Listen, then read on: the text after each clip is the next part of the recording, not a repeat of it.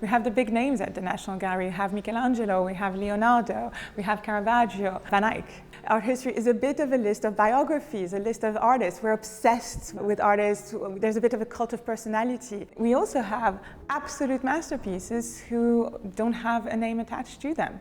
I'm thinking the Wilton diptych, the Dead Soldier, which was such an inspiration to Manet, the Neapolitan Adoration of the Magi, works that are favorites of many of our visitors. The opportunity that works like that give us is not to try to project biographical details of an artist's life onto the object, but actually let the object speak to us on its own terms and invite us to look and look again. The conservation that Larry is undertaking really allows us to do so. We're in the conservation studio now looking at this mystery painting that I've started cleaning. It's a mystery picture. It's a work of art that has been known to scholars ever since 1803, when it appeared under the attribution of Jan Gossart, a fundamental figure in the early 16th century. And yet, specialists have been arguing over its attribution ever since. No names that were attached to it has ever stuck. We're looking at a Netherlandish work, probably made around 1510, and it's first documented in Ghent, and there is a chance that it might have originated around there. This is a really recent and very exciting acquisition for us. It's hard to overstate how difficult it is to add to a collection like the National Galleries in terms of quality, especially for the early Netherlandish and German paintings. The bar is very high,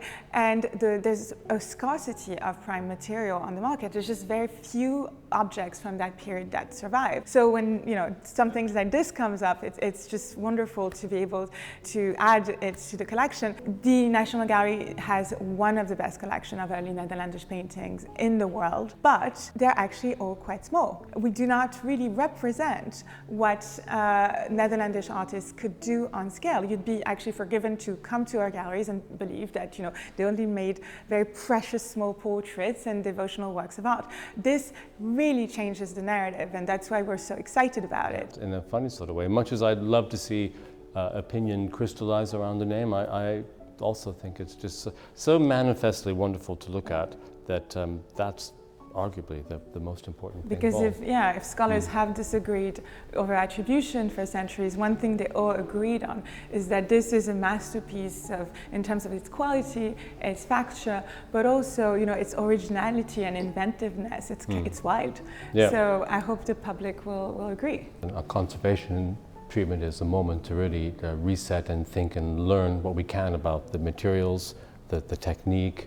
The oak is Baltic oak, right? Yeah, we know from the dendrochronology that the panels, the oldest tree rings we see on them is from 1483, and so the convention for that is to allow 10, 15, 20 years of seasoning of the oak and allow for trimming the sapwood and all the rest of it. So you generally add about 15, 20 years from the last ring date, more or less.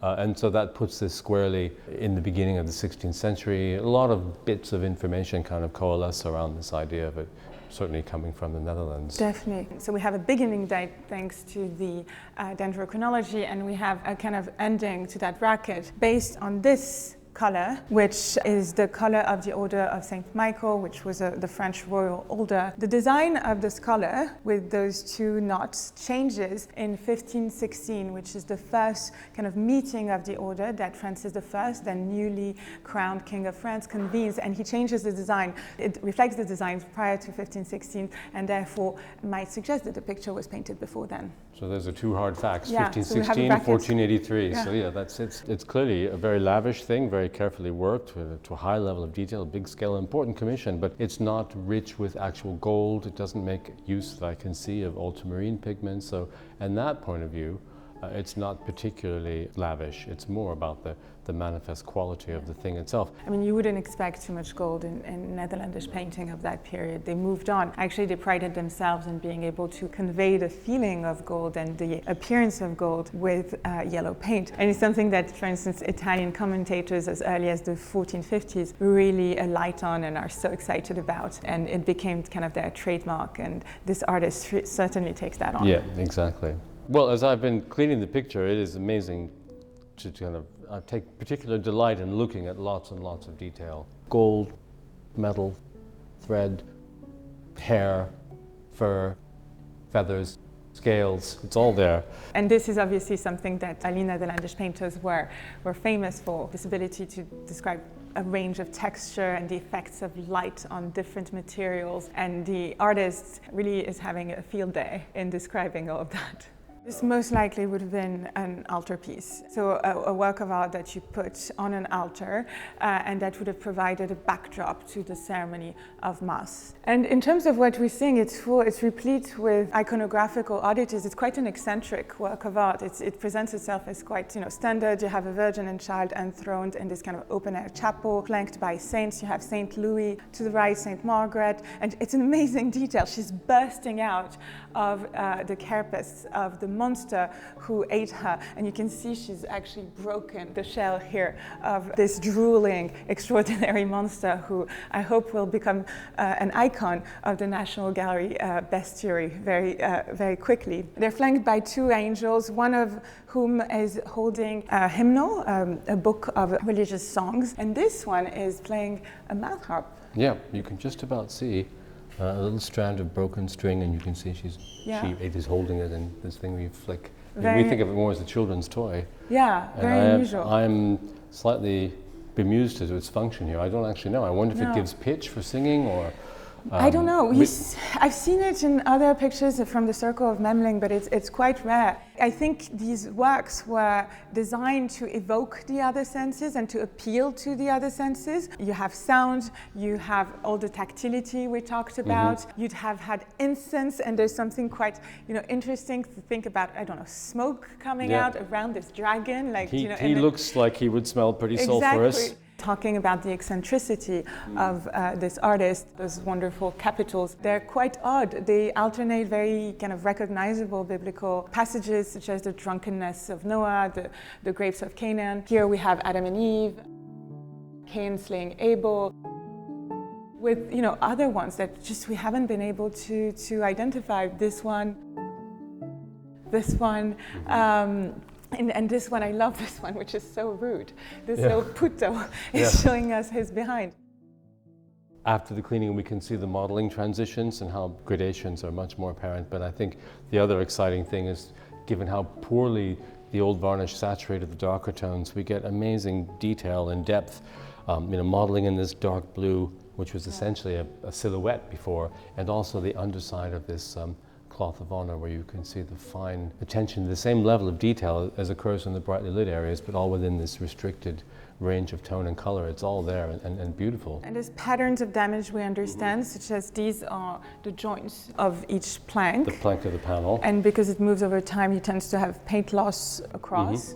But this pattern of damage, we have no idea. We don't really, I've never seen that pattern. You can see things from impact, from panel splitting, from sometimes candle burns, from the action of earlier restorations, but I've never encountered something that's with these dots. So. And interestingly, no one had tried to attack the monsters. You see that pattern of damage quite often in Renaissance pictures, but that wasn't the case here. No, I think. Well, he's too endearing. Yeah, he's terrifying and a little bit cuddly in a funny sort of way. Yeah, he's terrifying in a cute way. Exactly, if that can be, anyway. One of the details that strikes me most is actually the bare wooden steps here at the bottom. The rest of the picture exudes material splendors. You have this cloth of honor, all the polychrome marble, and yet here she's just standing on these unadorned steps. And these, probably refer to the Virgin's humility, but also I think, really remind us immediately of the wood of the cross, especially with the, the nails that secure the steps. We're just about to start a little bit more investigation to understand some of the buildup of older varnishes that are still on the picture. We're getting ready to consider the campaign of structural work.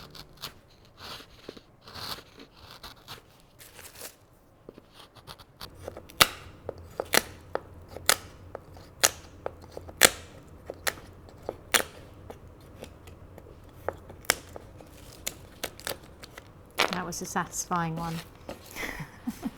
The cradle has been put on as a reinforcement. This was put on in the 19th century. When cradles are applied, although they are designed to allow the panel to move in terms of swelling and shrinking, what they don't allow is for the panel to take up any curvature. And we find that can be problematic because it causes compression of the paint on the front of the panel, and that can lead to a series of areas of microflaking, and that's one of the reasons why in this particular instance we do want to remove the cradle. It also means that if we remove it, we have access to sort out the repairs that need to be readdressed now as they're open and moving.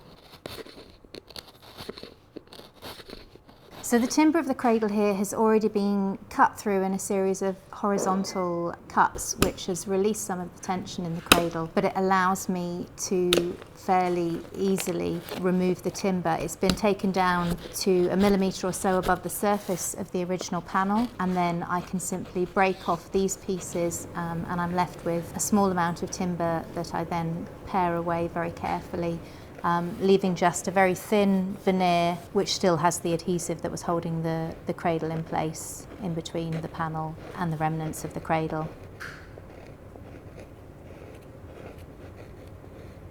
So it means we don't damage the back of the panel when we're trying to take off the last of the cradle timber.